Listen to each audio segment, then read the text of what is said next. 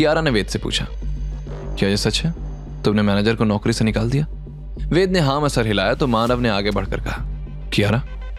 लेकिन मैनेजर ने तुरंत बीच में आकर कहा, मैम मैं कंपनी के बेनिफिट के लिए सब कर रहा था, लेकिन कियारा ने बीच में कहा, एक मिनट। वो फिर मॉडल्स की तरफ देखकर बोली, यहां क्या हुआ था? रिया ने अपनी गलती छुपाते हुए पूरा इल्जाम माही पर लगाते हुए सारा इंसिडेंट सुनाया। तो सब सुनने के बाद कियारा के चेहरे के एक्सप्रेशंस बदल गए। उसने फिर वेद की तरफ देखा। तभी वेद मन ही मन बोला, एक बार फिर तुम मुझ पर विश्वास नहीं करोगे कियारा।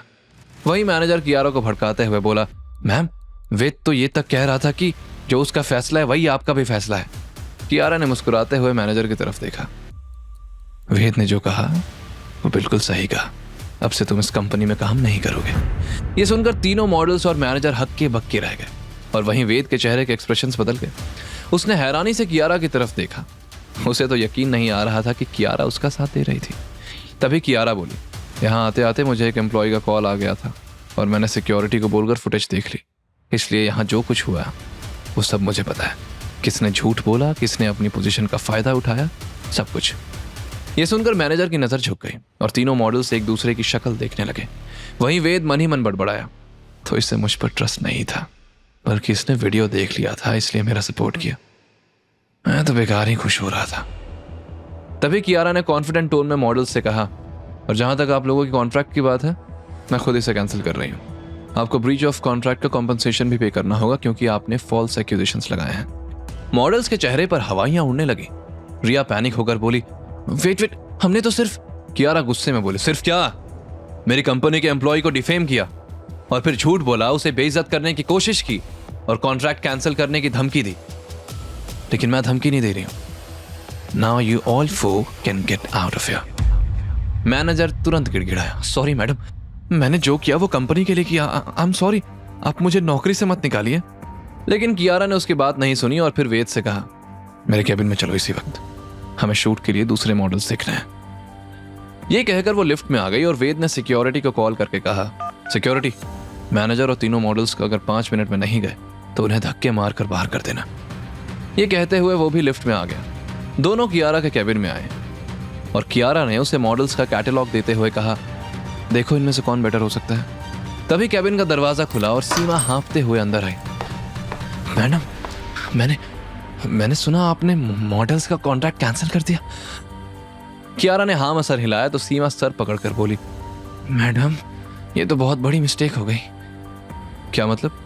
वेद ने पूछा तो सीमा बोली, रिया की मदर एक बड़े न्यूज चैनल की ओनर है और अभय के father CBIC central board of indirect taxes and customs के डायरेक्टर हैं। कहीं ये लोग हमारे लिए मुसीबत ना खड़ी कर दें। ये सुनकर कियारा के चेहरे का रंग उड़ गया। मीडिया तो पहले ही RK इंडस्ट्रीज के पीछे पड़ी हुई थी। कहीं रिया की माँ उससे दुश्मनी निकालने के लिए मीडिया का इस्तेमाल ना कर दे। और CBIC means tax investigation. Kiara को समझ ही नहीं आ रहा था कि अब क्या करें। वहीं वेद इस मुसीबत का तोड़ सोचने लगा। ओह गॉड, अब क्या करें? मीडिया तो पहले ही हमारे पीछे पड़ी है। कहीं रिया की माँ ने न्यूज़ चैनल्स का इस्तेमाल करके कंपनी की रेपुटेशन गिराने की कोशिश की तो क्या करेंगे? कियारा और सीमा की तो टेंशन के मारे हालत पतली हो रही थी, लेकिन वेद मुस्कुराते हुए बड़े आराम से चेयर पर बैठ गया। तुम दोनों इतना परेशान क्यों हो रही हो? जब सच हमारे साथ है तो डरने की क्या बात है? सीमा हैरानी से बोली, अरे परेशान होने वाली बात है तो परेशान ही होंगे ना। एक तरफ कुआं है तो एक तरफ खाई। रिया और अभय के पेरेंट्स बदला लेने के लिए कुछ भी कर सकते हैं और अभी हमारा एड शूट कैसे होगा? मॉडल्स तो चले गए। वेद ने सीमा की तरफ देखकर कहा, सीमा तुम्हें याद है ना कि हमारी कंपनी का कितना बड़ा नेटवर्क है एंटरटेनमेंट इंडस्ट्री में? सीमा ने कंफ्यूजन से पूछा, हाँ लेकिन इतनी जल्दबाजी में क्या होगा? वेद ने सीरियस टोन में जवाब दिया, तुम अभी मुंबई के टॉप 5 मॉडलिंग एजेंसीज को कॉल करो। उन्हें बताओ कि हमें अर्जेंटली फ्रेश फेसेस चाहिए और ये भी बताना कि सिर्फ एक ऐड का कॉन्ट्रैक्ट नहीं है बल्कि RK इंडस्ट्रीज के साथ लॉन्ग टर्म एसोसिएशन का चांस है। मैं तब तक अपने इन्फ्लुएंसर फ्रेंड्स को बुलाता हूँ। सीमा खुशी से बोली, आप समझ आया वेद, अभी जाकर कॉल करती हूँ मैं। वेद ने उसे रोककर कहा, रुको, उससे पहले एक और काम करो, अभी हमें पहले आने वाली मुसीबत को रोकना है। तुम सबसे पहले रिया, अभय और विशाखा की जो मॉडलिंग एजेंसी है उन्हें कॉल करो। फिर वेद ने आगे जो भी कहा उसे सुनकर कियारा और सीमा की आंखें फटी की फटी रह गई। कियारा धीरे से बुदबुदाई, इसका दिमाग है या रावण का सर? ऐसे आइडियाज कहाँ से आते हैं इसके पास? कौन बोलेगा कि इससे पहले बिजनेस का एक्सपीरियंस नहीं था और ये डिलीवरी बॉय था? ये तो अच्छे अच्छे बिजनेसमैन को फेल करते। सीमा एक्साइटेड होकर बाहर चली गई तो वेद ने तुरंत अलीशा को कॉल किया और उसे अपनी टीम के साथ तुरंत आरके इंडस्ट्रीज पहुंचने को कहा। वेद के कॉल डिस्कनेक्ट करने के बाद कियारा ने वेद की तरफ देखकर पूछा, तुम्हारे दिमाग में क्या प्लान चल रहा है वेद? वेद मिस्टीरियसली स्माइल करते हुए बोला, प्लान बताऊंगा, लेकिन पहले मेरे फ्रेंड्स आ जाएं।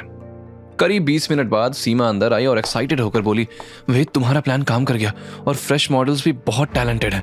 मैंने अभी सबके वीडियोस एंड फोटोज देखे हैं। हमारा ऐड तो छा जाएगा। वैसे भी आजकल लोग पुराने चेहरे देखकर थक गए हैं। वेद ने हाँ में सर हिलाया और फिर सीमा और कियारा के साथ मिलकर वो लोग ऐड के मॉडल्स सेलेक्ट करने लगे।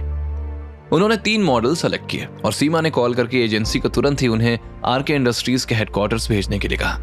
थोड़ी देर बाद अलीशा, वरुण और मयंक भी कियारा के कैबिन में पहुंचे। तीनों के चेहरे पर क्यूरियोसिटी थी कि वेद ने उन्हें कंपनी में क्यों बुलाया था। अलीशा की टीम भी कैबिन के बाहर वेटिंग एरिया में बैठी थी। वरुण और मयंक को देखते ही वेद मुस्कुराते हुए बोला, तुम दोनों भी आ गए? क्यों? अलीशा इंजन और तुम लोग ट्रेन के डब्बे हो, जो वो जहां जाएगी तुम लोग भी पीछे पीछे जाओगे। वरुण ने बड़ी सी मुस्कान के साथ मजाकिया लहजे में कहा, अरे ब्रो, वो अलीशा ने बताया कि तुमने उसे बुलाया है तो हम दोनों भी आ गए। तभी अलीशा ने पूछा, क्या हुआ वेद ब्रो, इतनी अर्जेंसी में क्यों बुलाया? मैं सारा काम छोड़कर आई हूँ। तब वेद ने पूरा इंसिडेंट बताया, मॉडल्स की बदतमीजी से लेकर कॉन्ट्रैक्ट कैंसिल होने तक। सब कुछ सुनने के बाद वरुण गुस्से में बोला, यार आजकल के मॉडल्स में ना घमंड बहुत आ गया है। वेद ने हंसते हुए कहा, उनका घमंड तो हमने चूर चूर कर दिया, लेकिन अभी एक दांव खेलना बाकी है। वेद ने जैसा ही अपना आइडिया सुनाया, अलीशा एक्साइटेड होकर बोली, ब्रो क्या आइडिया है? डोंट वरी ब्रो, आपका काम हो जाएगा।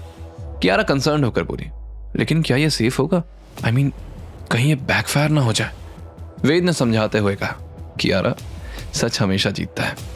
इस बातचीत के दौरान कियारा को एहसास हुआ कि वेद के पास कितने लॉयल और टैलेंटेड फ्रेंड्स हैं। उसे लगा कि उसके पास तो ऐसे कोई ट्रू फ्रेंड्स नहीं हैं जो मुसीबत में उसका साथ दे। तभी अचानक वेद के चेहरे के एक्सप्रेशंस बदल गए। उसके दिमाग में एक और आइडिया आया। उसने तुरंत अलीशा से पूछा, अलीशा तुमने कभी एड डायरेक्शन की है? उसी वक्त सीमा कुछ फाइल्स लेकर अंदर आई। वहीं अलीशा ने जवाब में वेद से कहा, ब्रो मैं अपने लिए तो कंटेंट बनाती ही रहती हूँ, प्लस मैंने कुछ ब्रांड्स के लिए भी क्रिएटिव कैंपेन्स हैंडल किए हैं, कुछ स्पॉन्सर्ड प्रोडक्ट्स के लिए शूट भी किया है। ये सुनकर वेद ने खुश होकर कहा, क्या बात है अलीशा, तुम तो बहुत टैलेंटेड हो और तुम्हारा ये टैलेंट अब आरके इंडस्ट्रीज के भी काम आएगा। आज हम वाइन के लिए ऐड शूट करने वाले हैं। मैंने रील्स में देखा है लोगों को बिहाइंड द सीन्स वीडियो देखने में मजा आता है, तो तुम यहाँ रहकर वीडियो बनाओ और फिर उसे अपलोड करना। रिया वाले वीडियोस के बाद हमारे इस ऐड को और अच्छा रिस्पॉन्स मिलेगा। सीमा हैरान होकर बोली, भाई तुम्हारा दिमाग कमाल का है, प्रॉब्लम को अपॉर्चुनिटी में कन्वर्ट कर देता है। वहीं अलीशा को तो जैसे यकीन ही नहीं हो रहा था। Thanks bro. अलीशा ने खुशी से उछलते हुए वेद को गले लगा लिया तो कियारा और सीमा हैरानी से उसे देखने लगी।